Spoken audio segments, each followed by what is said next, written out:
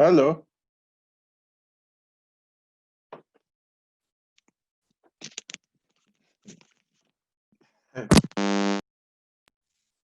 Hi, Prof. How are you? I'm fine. I'm fine. I was wondering what was happening. Oh, yeah. Yeah. Glad you made it, Francis. You can hear me? Yeah? Yeah, I can hear you. I can hear you clearly. Okay, that's fine. Yeah, it's good. So we wait for people to come in. Eh? Yes. Marjorie. Second, yeah. So you've had like 558 registrations. What? 500? Yeah, 58. Are we that many? And you know what we did? We also sent the link, the invite to Nigeria, Oh, okay. Egypt, Zimbabwe, and South Africa. So it's also an African issue. We can send as many people as we can. Okay, that's good.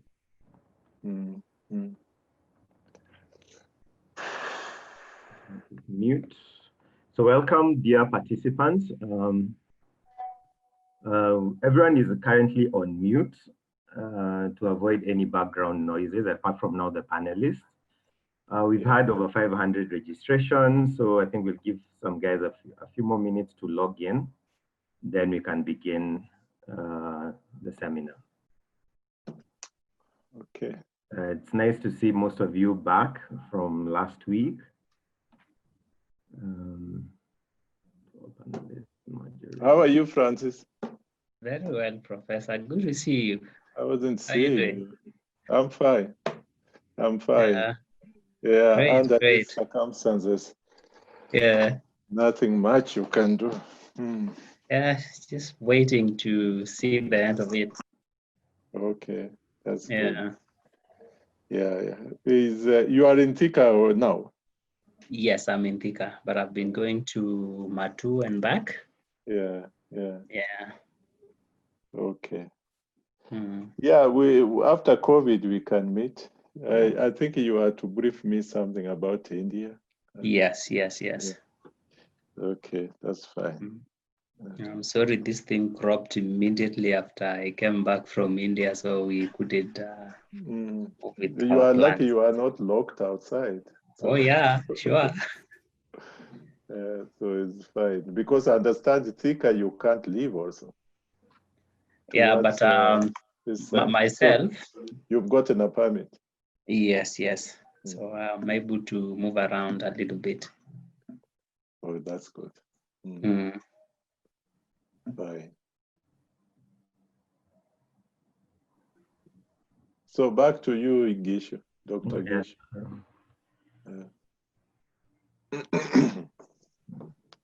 Since we are currently 179 participants.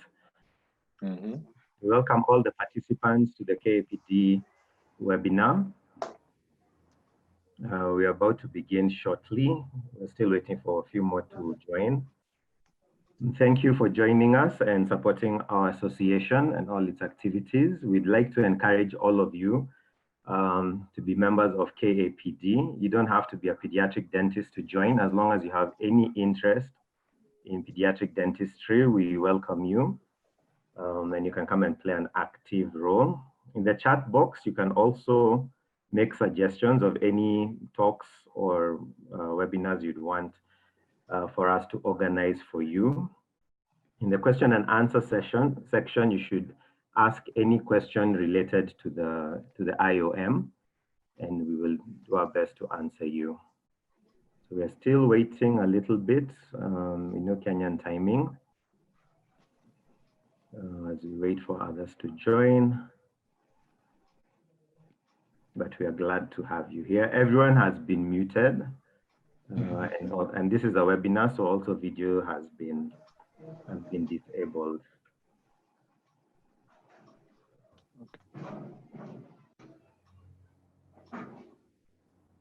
So just give us a few minutes.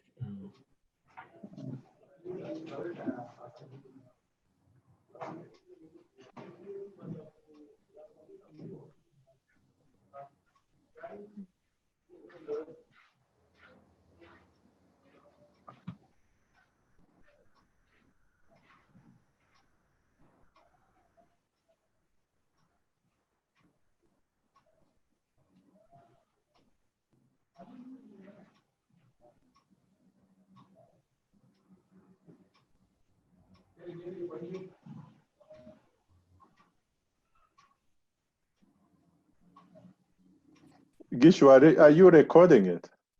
Yeah, it's automatically recording. Okay.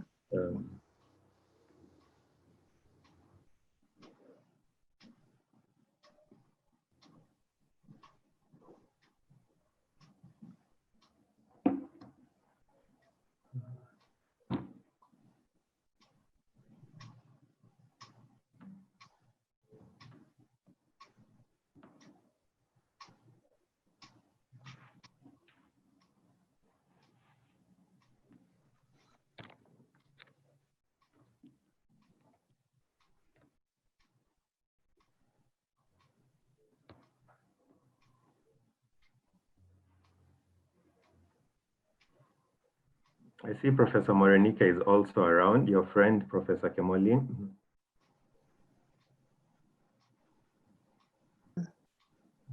She's muted, yeah? Yeah, she's muted. Hello, Professor Morenike. Oh.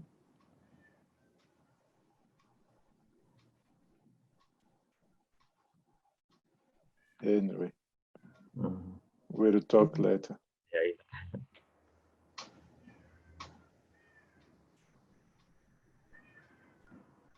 Yeah, I think we can begin. I think at least we are 206 participants. Okay, that's reasonable. But yeah, so the rest will join us along the way.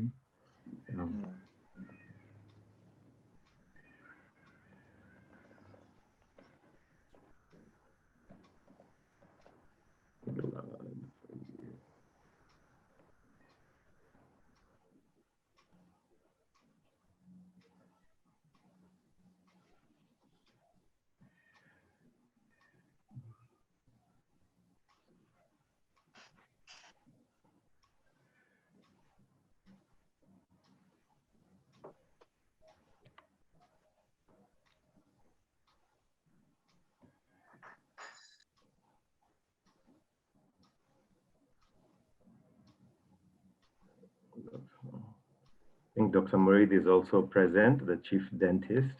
Yeah, okay.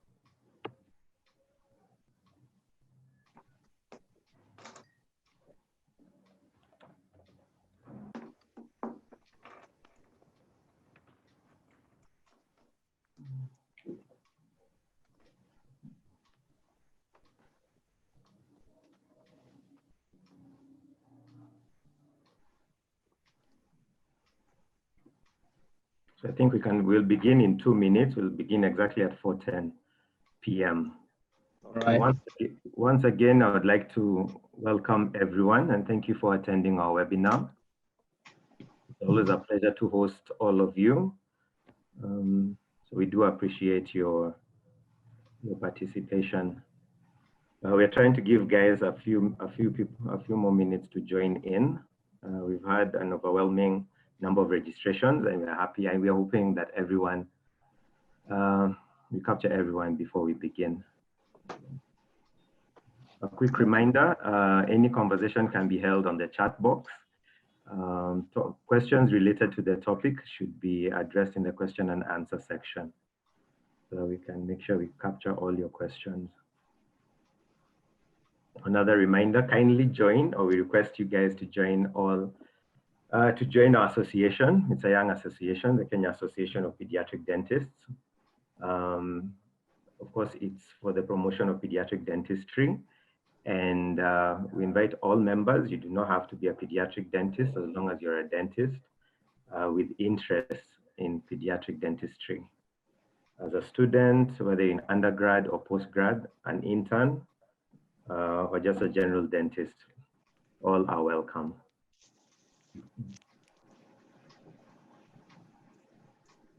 So we'll begin. Today's topic is on infant oral mutilation.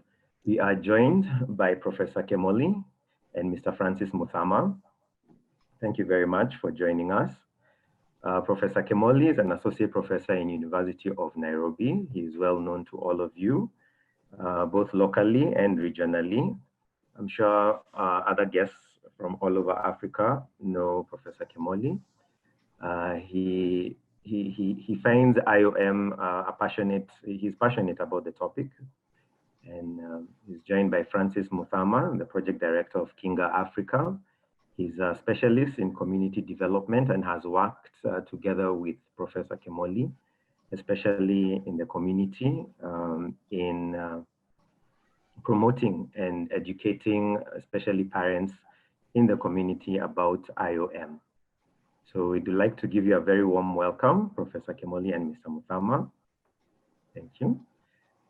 Joining us, Dr. Kere and Dr. Moasia and Dr. Njama, who will be the co-hosts for this session. So I'd like to welcome Professor Kemoli to begin with his first lecture.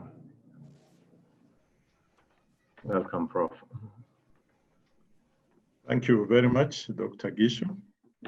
And thank you to KAPD, that is Kenya Association of Pediatric Dentists, for giving me an opportunity to share with the colleagues something on IOM so that we can understand what it is and to what extent it is playing part within our community.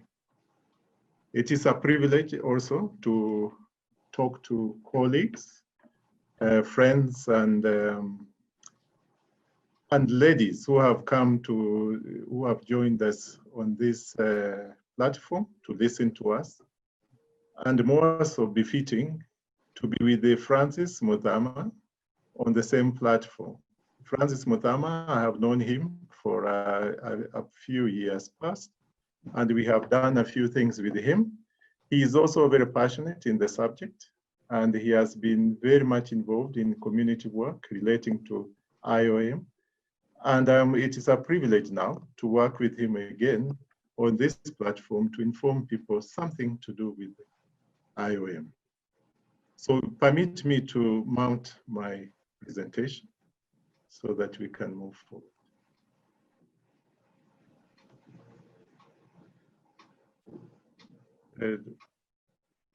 Dr. Gichu, it's not going.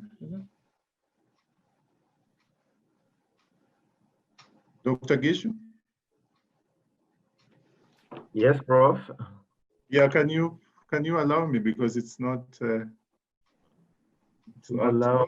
loading. 1 second.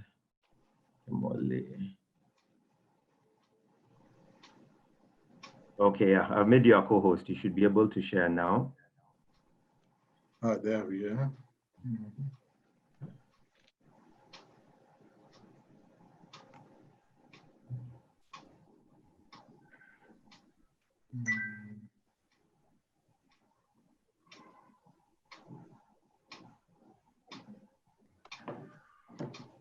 Can you see it now? Yes. Thank you very much. So the topic this evening is on infant oral mutilation practice. And we are going to look at it as a public health problem in Kenya. The objective of the presentation is to provide to you with some insight on what IOM practice is and the extent of this practice in Kenya, and also to demonstrate to you, listeners, that IOM practice is a public health issue that has been neglected by all of us.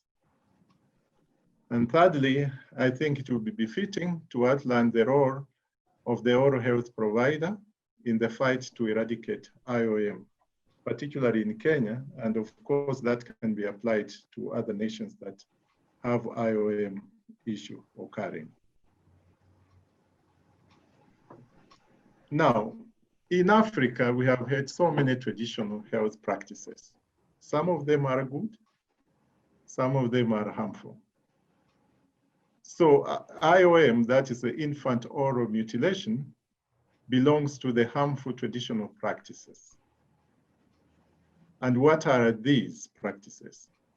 There are practices that exist within us and in the communities from where we come from, and are heavily defended by these community members on the basis that the practices are traditions, or they are part of the culture, or they are religious, or some of them are superstitious or superstitions. These communities associate some of these practices with causes of certain diseases or pathology to certain diseases that are afflicting the community. And you will find that the whole control is vested in the traditional gurus or healers of the community. So those are the ones who issue what to be done within the communities, and they will comply. Traditional healers in Africa have for so many years carried out treatment ranging from circumcision, which is well known, the rite of passage. There is also traditional autopsies, incision and drainage of abscesses, closed and open fractures, dental extractions, enucleation, filing of teeth, craniotomies, and also FGM, which is well known to all of us. In dentistry, or relating to dentistry, you will find extraction for beauty or filing of teeth, piercing, and the creation of areas within the lip for attachment of beauty gadgets. One of the most common dental practice you'll find in East and Central Africa region is the infant oral mutilation, which is done as a panacea to childhood caries or childhood diseases, and sometimes to prevent childhood diseases. If you look at those pictures, which I got on the internet, you will see that, for example, on my left, on the left side, you can see some of the procedures like craniotomies, which are done under tree, and people have to hold somebody's for them to be accomplished. And in the middle, you can see the instrument they use in accomplishing this. Some of the traditions or the surgical work they do traditionally are like what you can see on the picture on the right, top right, piercing the lip, and that allows to fit in gadgets of beauty, like you will see in the middle picture below. So these are done in order to put in things, stamps like this wooden stamp as a sign of beauty to some tribes. And then you can see also piercing of ears, which again allows for insertion of beauty gadgets.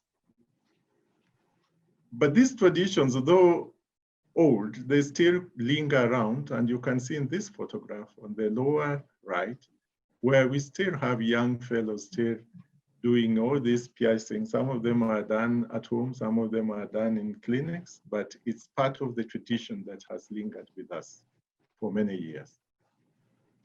So what is infant oral mutilation? This is a traumatic traditional dental procedure involving the gouging out of teeth in a child, usually aged between 4 and 18 months, or to say less than 24 months, in the hope of preventing and or treating feared common childhood diseases like diarrhea, vomiting, fevers, and itching in the mouth. The practicing community usually will mistake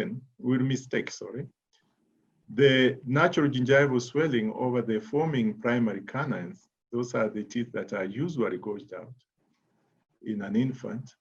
And they think that swelling denotes the presence of a toothworm. And that toothworm is the one which causes the childhood illnesses. And for them, this must be removed so that the disease can be prevented or cured. And they also believe that if it is not removed, then the child is likely to die. of the condition. Now, when they do actually enucleate or remove this tooth bud, they will usually look like they will be in a milky, they will show a milky appearance. And this is usually shown to the caregiver or parent to tell the parent that these are the worms that are causing the illness. And obviously, because of the color and the way they look, and they will usually be soft because it's not yet highly mineralized, then the parent will believe that that is a worm. Now, how did we reach this stage of doing IOM?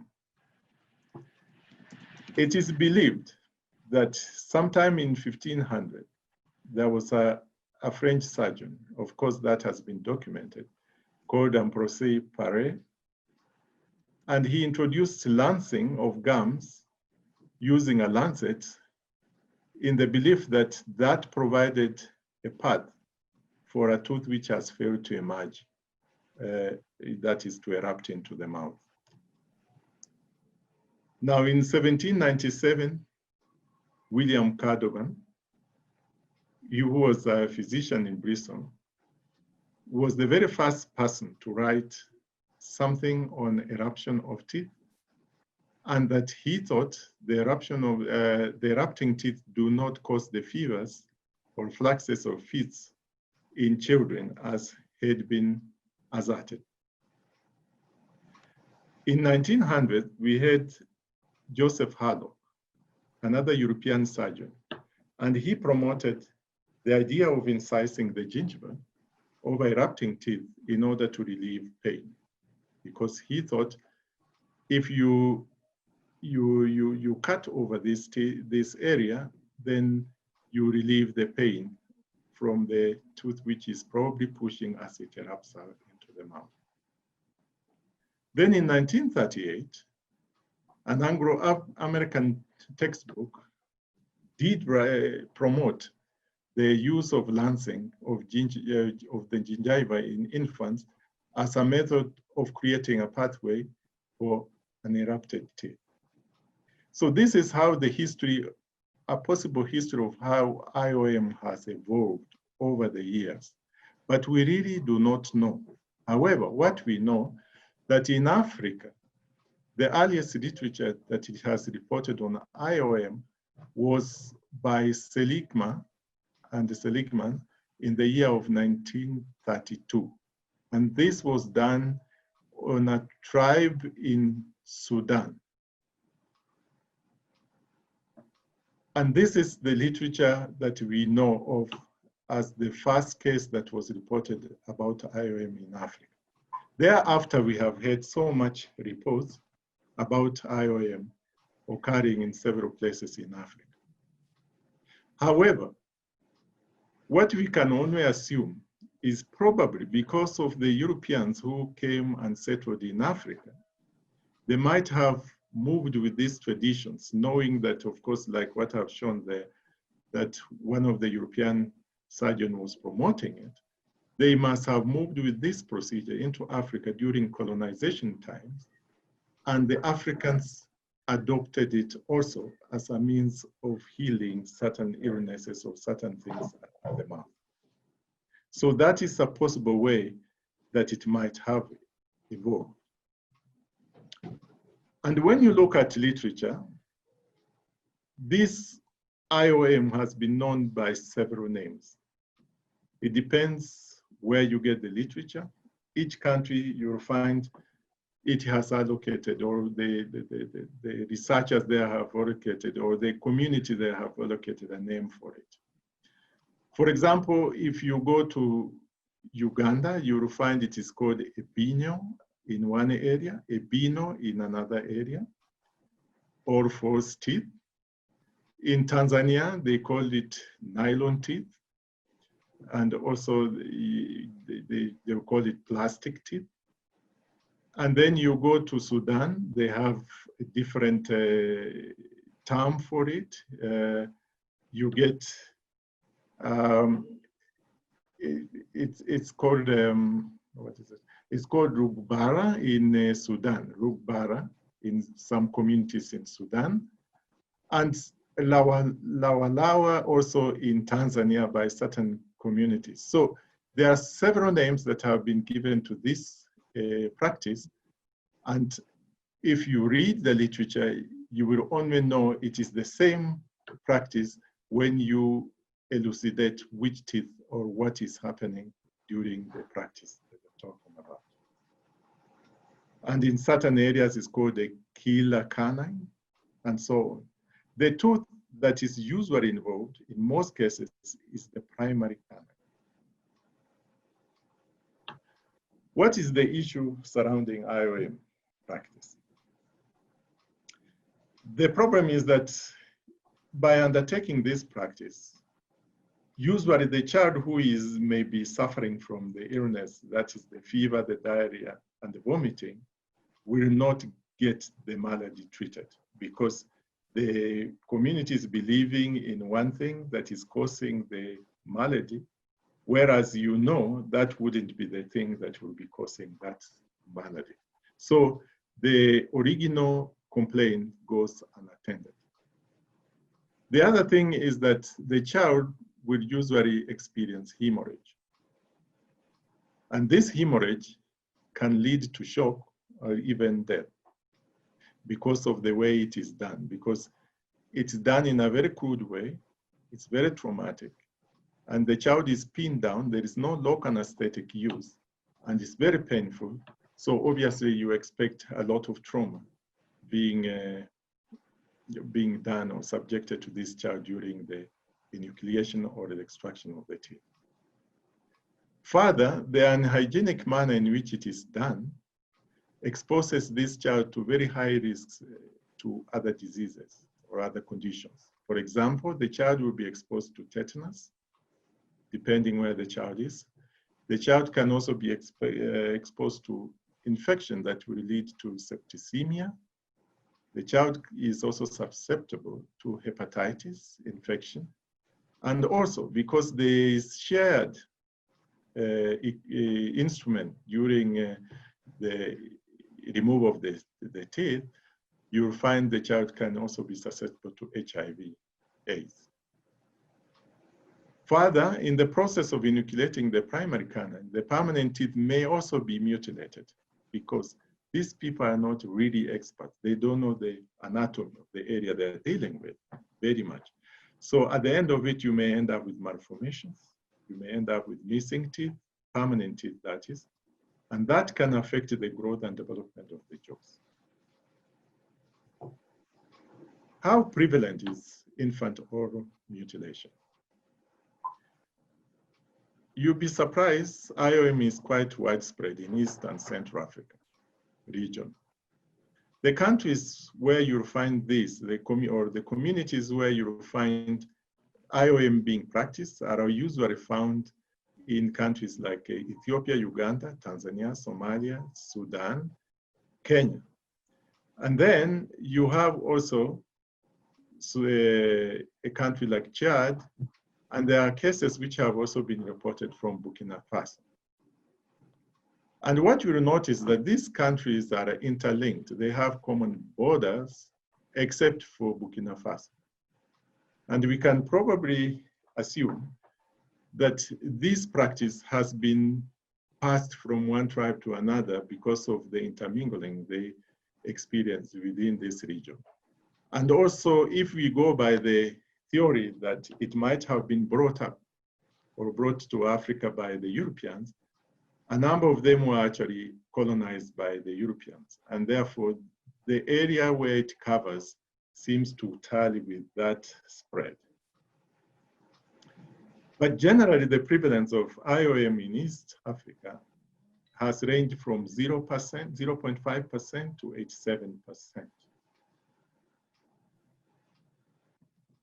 Now, because of migration that is taking place with the people from East Africa and Central Africa moving to other areas around the world, they have tended to carry this practice with them, either by undertaking it in these countries or coming back to undertake the practice and then moving back to where they have migrated. So there have been reports that have indicated that IOM has been found to occur in a certain migrant population in the United Kingdom, in Sweden, in Canada, and then in Israel, especially the Ethiopians who migrated to Israel, and then Germany, Australia, New Zealand, and also in the United States. And there is literature which have reported on this trend, like what I have shown here, one of the literature reporting on IOM in Sweden. Now, if you take a country by country, just to give you an idea how it is in these countries, you'll find, for example, in Sudan. As I said before, it was reported in 1932 for the first time, but there are studies that have been conducted more recently that have shown the existence of IOM in Sudan.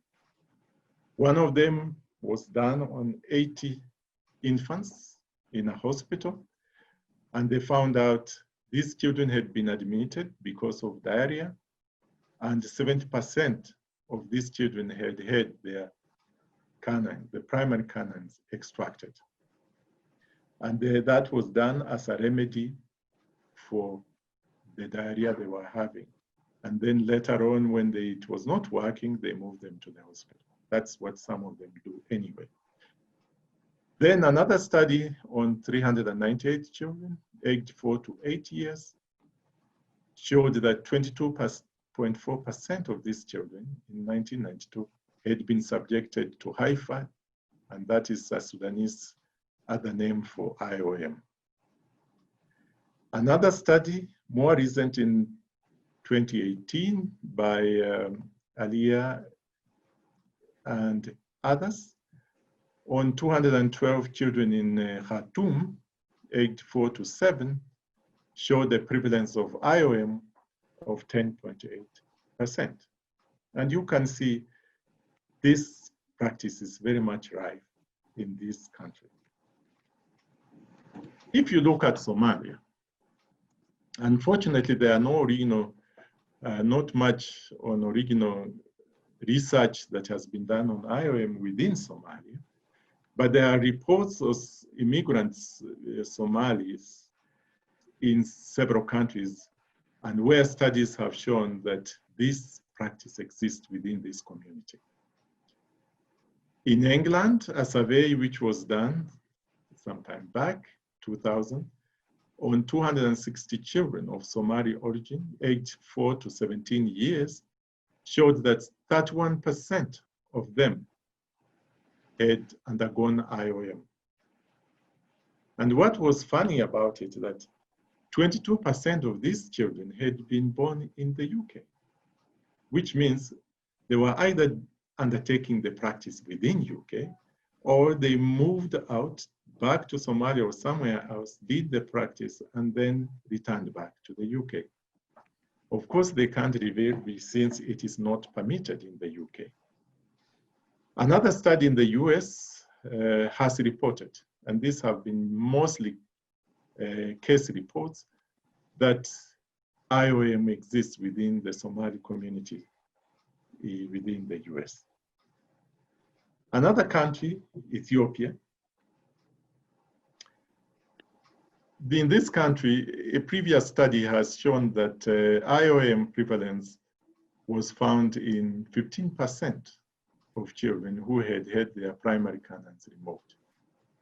In 1991, another study that was done on immigrant Jews who had gone to Israel found out 59% of them had undergone IOM.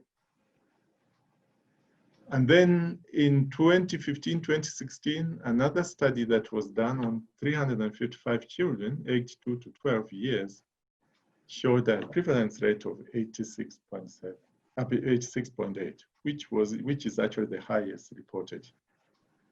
In Uganda, again, the prevalence has ranged from 16.1, which was reported by Ping Pong in 1969 for the first time in Acholi tribe. And other studies have reproduced prevalence rates of 17.2, and also a more recent one last year, no, in 2018, indicated a prevalence rate of 8.1% in southwest part of Uganda. In Tanzania, again, prevalences have ranged from 0.5 all the way to 60.3%. And again, in some studies, there have been prevalences that have been reported of 16.9 and 5.2 in the area around Morogoro and Moshi. And then in Mwanza, which is around the Lake Victoria, recorded a prevalence rate of 7.8.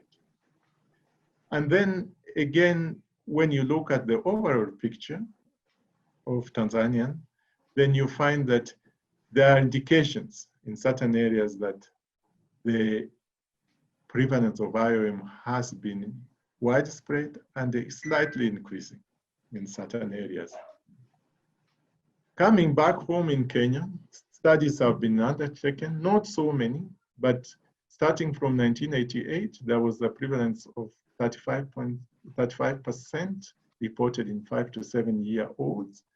In 1995, we had another study reporting 72%. In 2012, there was a study around just on the outskirts of Nairobi, reporting a prevalence of 24.5%. And in 2018, another study on the Maasai again, mostly the Maasai communities, did report 61.1%, but this had a mixture because some other teeth were included other than the primary canines. So who and how is IOM undertaken in Kenya? Well, the IOM is usually performed by traditional healers, herbalists, priests, imams, and even midwives. Of course, either as a source of income to these people and also as part of community duty. How is it done? Usually they will use instruments as the ones you can see in the picture here, sharpened nails, sharpened spokes of bicycles or spokes of umbrellas. And some of them even use stones, as you can see here. These stones were shown to me by a certain tribal healer who said she used them for removing the teeth. They also this can also be used as hot nails, which is very traumatic. And also you can have knives being used and sometimes just fingernails being used to squeeze the toothpad out. Again, you can see they're used as much, just in the same form you see them in this picture. So they are not very hygienic. Knitting needles have also been used and scissors. I'm not going to dwell on this because Francis will show you much more on this because of the community work he has been doing.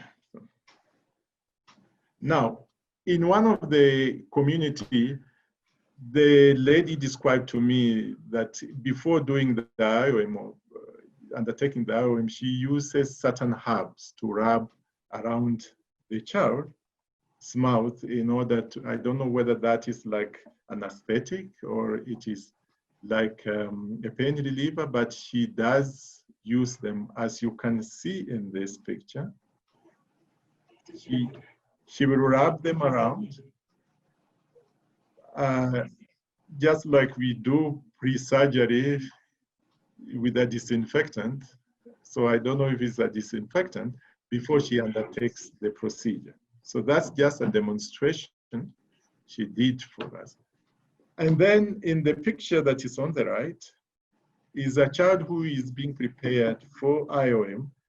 And what I was told is that sometimes if it's a male child, they have a small herb roll in the form of a rope or a string, which they tie on the right wrist of the child.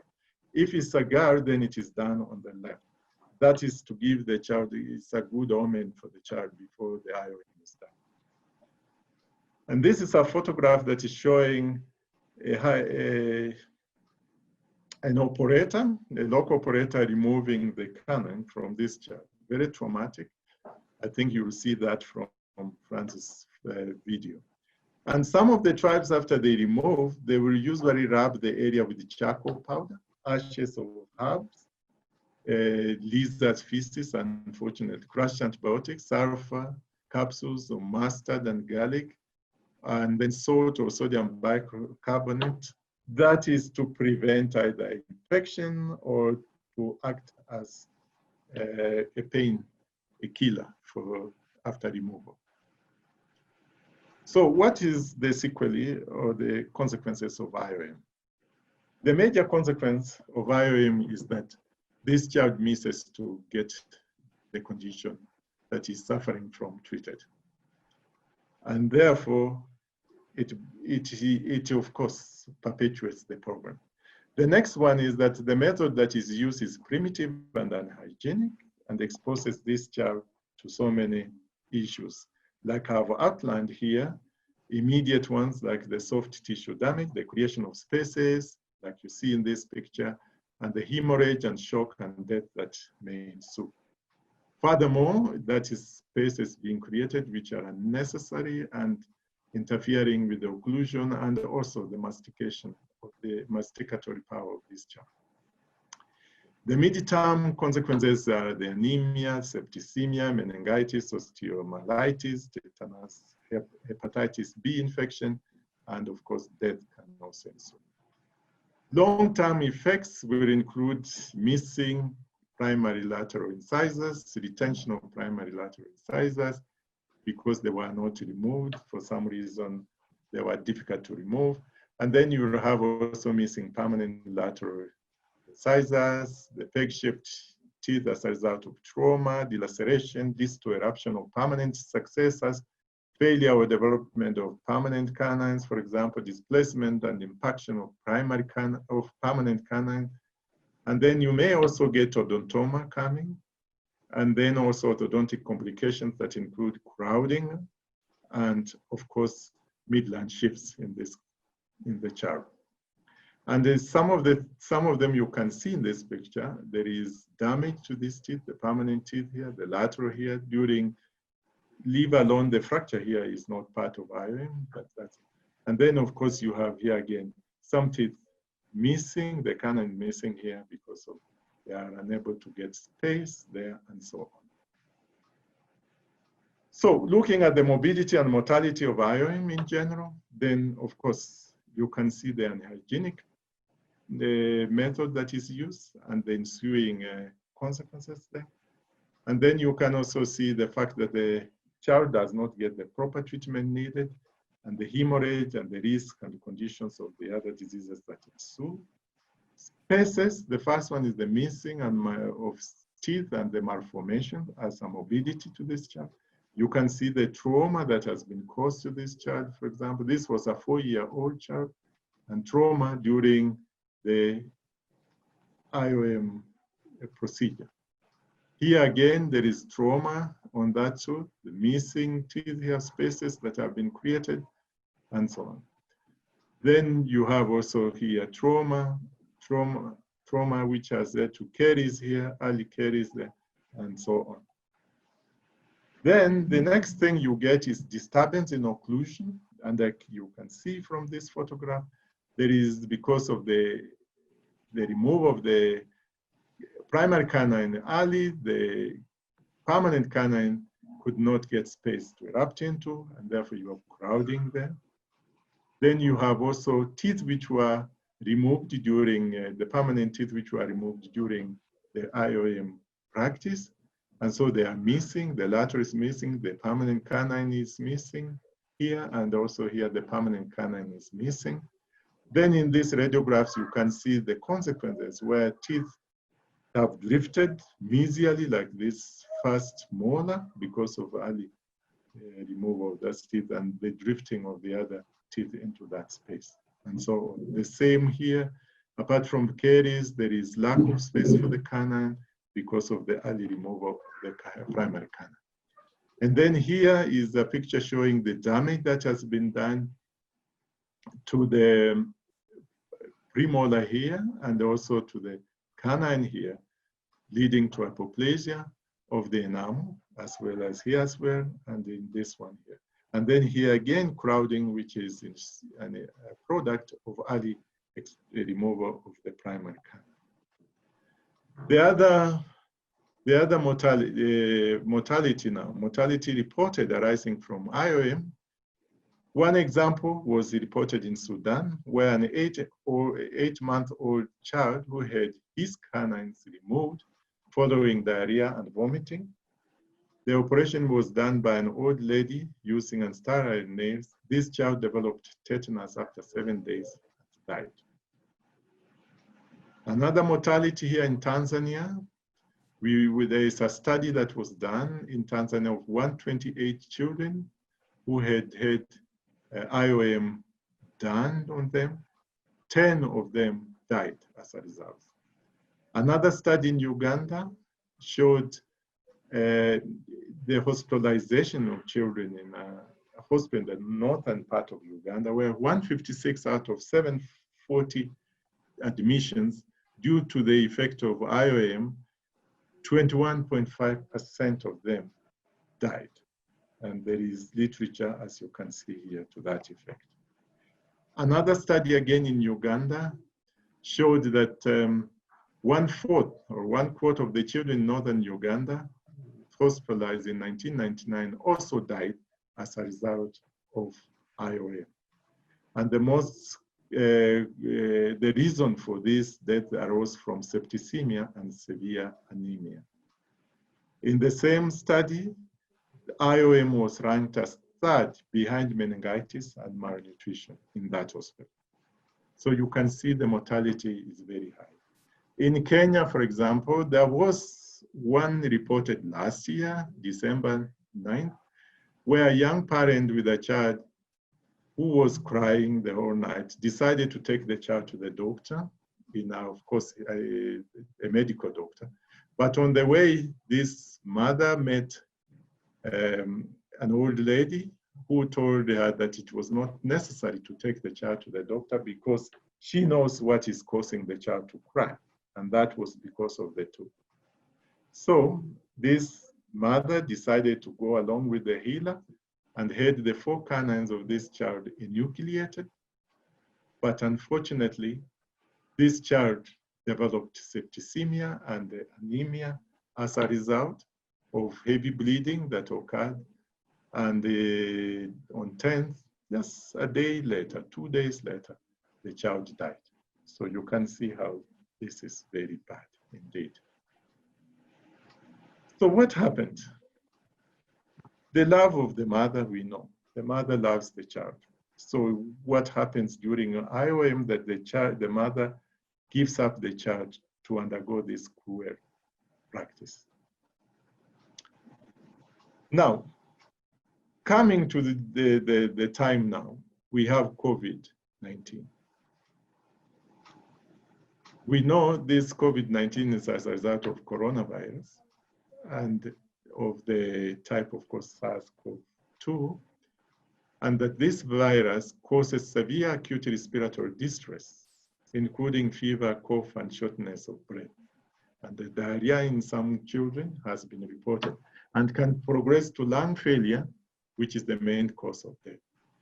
So when you look at COVID, the fever, the diarrhea is part of what these local healers associate IOM with. Now, we look at the virus. This virus is spreading all around in the country, like in Kenya. It is in most counties now. And we know how it is spread through droplets of saliva and, of course, through sneezing and so on. In a situation of IOM, where we have fever and diarrhea as the main diagnosis for them, it means that a child who may have COVID-19 could fall into their hands and they would want to carry out IOM because they think that is what is causing, the canine is what is causing the disease. Now, we know that this child will be disruptive during the time they remove. We know the close contact of the healer with the mouth of this child. The healer may not be using a face mask, and the killer will not be using gloves, and the killer will be using a study instruments, which he can use from one child to another. Then you can see the effect this will have during this COVID era. This healer may be able to infect more children and also infect himself or infect the child from himself if he is the one who is carrying the virus. And this can be a very serious problem during this time. And mind you, they are still doing it because not very many people really agree with the fact that COVID-19 is a very serious disease. There are still some who think they haven't seen anybody who has died from it, and therefore it is just the disease of the urban people. So given that the virus, the coronavirus can survive from anywhere, 2 to 3 days and even longer, depending on the surface, then you can see the chances of these healers being able to transmit this disease if they attempt to do IOM during this time of COVID. So all these healthy, or the people who consider themselves to be healthy as the healers, will have the capability of transmitting COVID-19 either from themselves to the children, or from the children to themselves, or from child to child as they carry out their tradition. In Kenya, when you look at it, the yellow part on the map of Kenya on the left shows the areas where IOM has been reported, the counties where IOM has been reported. This is the northeastern and the eastern, and then we have here towards the west, northwest, and then we have the south. And if you look on the right, the areas where we are reporting high numbers of COVID-19, you can see the red marks. They are also occurring in these same counties. Around Mombasa, which is not very far from here, and around this Nairobi and Narok here, Kajiado here, then you can find again it's in this same area. So except for the northwest, these are the areas have been reported to have COVID-19. And therefore, there is a very high chance if we do not have, if these people are not educated publicly on public health issues, they can transmit this disease from child to child and from themselves to child or child to themselves. So the question is IOM a public health issue? The other question I have is, does IOM constitute a child abuse? From what you have listened to, I can only go by understanding what public health is. When I went to look for the definition of public health, I saw as a science of protecting the safety and improving the health of communities through education, policy making, and research for diseases and injury prevention. Now, when you look at IOM, what is happening? There is injury, and there is chances of passing on of disease from one to another. So does that constitute a serious issue with these children or in these communities? Can it be assumed that the health of the child undergoing IOM is under threat? Now, when you look at child abuse, it is any behavior that harms a child, a person under 18. Parents can abuse their own children in many ways, knowingly or unknowingly. Looking at what the child has to go, the severe pain without anesthetic, when the fact the child ends up also dying. What can you say about this? Is it an abuse or not? To me, IOM is a public health issue. and the children involved need protection from actions that are not beneficial to them, but which instead expose them to pain, suffering, and even death. So I look at it on the other hand, IOM constitute to child abuse as defined, because children must be left alone to attain to the age, the adult age of consent, and then they may choose whether they want to go through IOM or not. So we as practitioners in the oral health sector, we need to raise an alarm about IOM in Kenya and also in the countries near us where IOM is being undertaken, plus also the migrant population in those countries.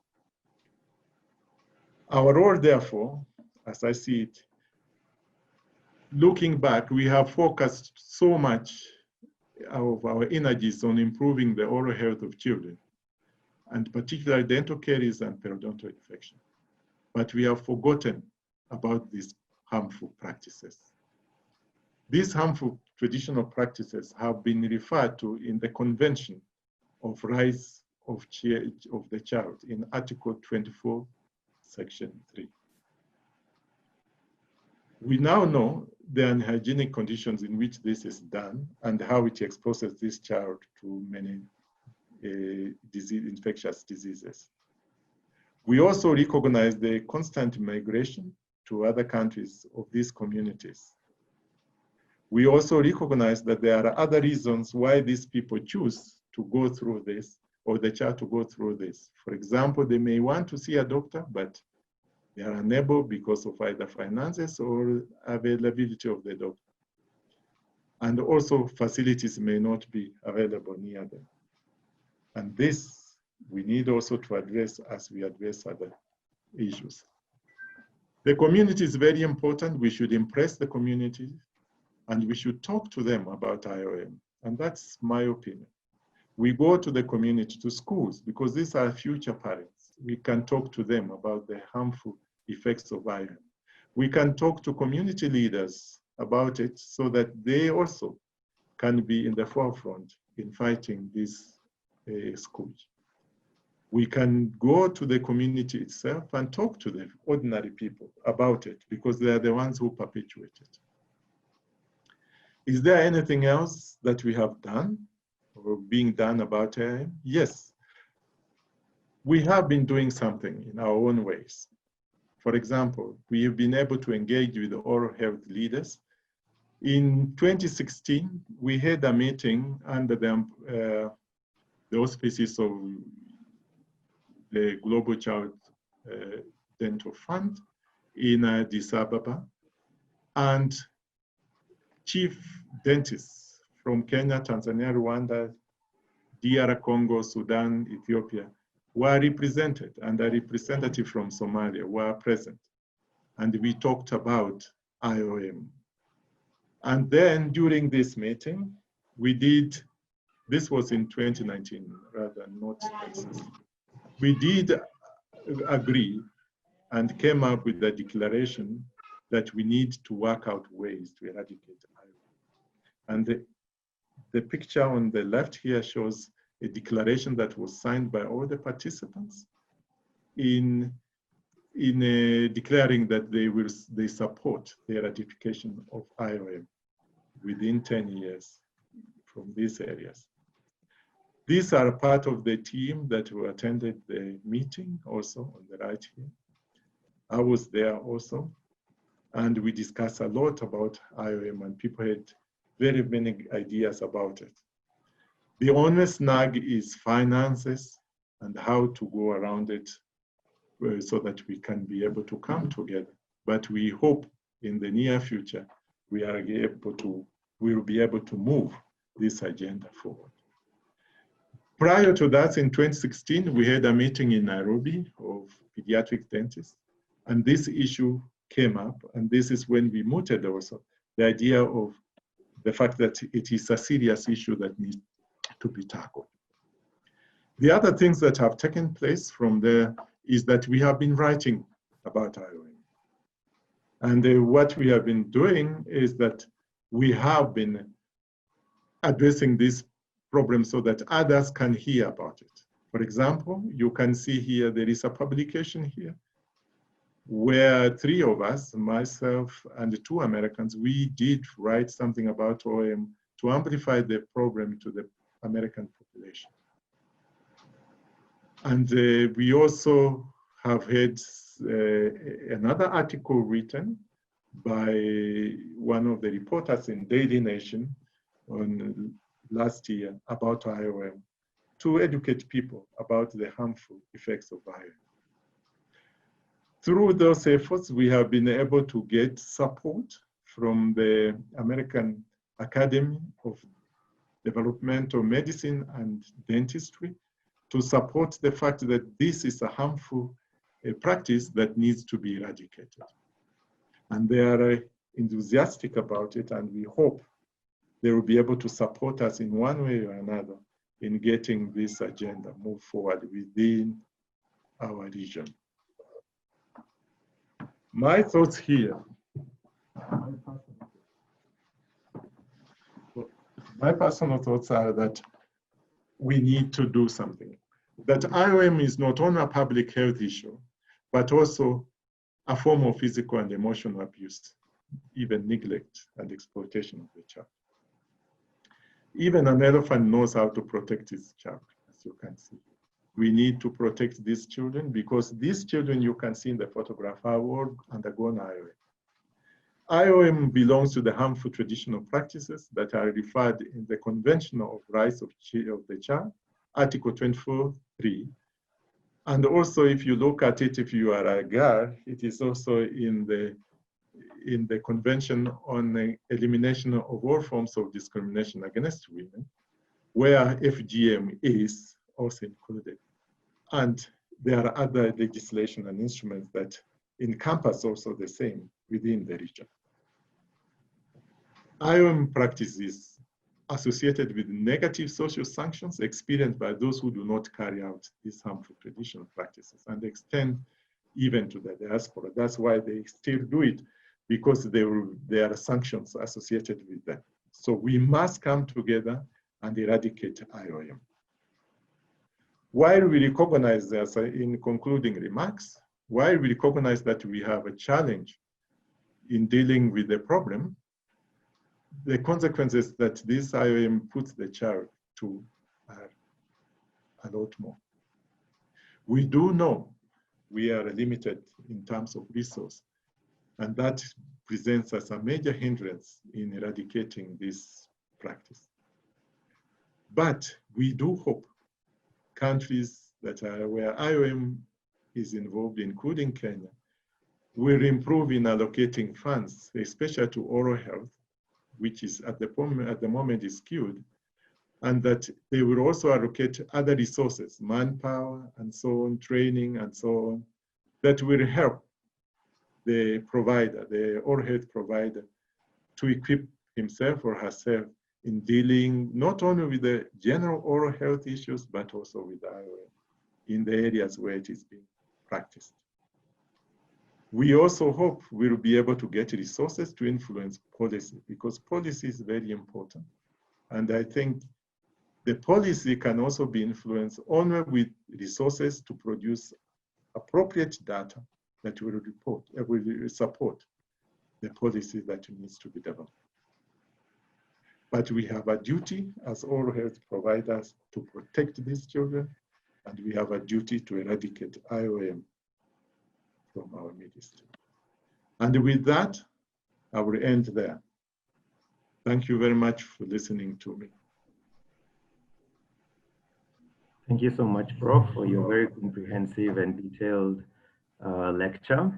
I think we shall save the questions for the end of the webinar after Mr. Francis Muthama has spoken.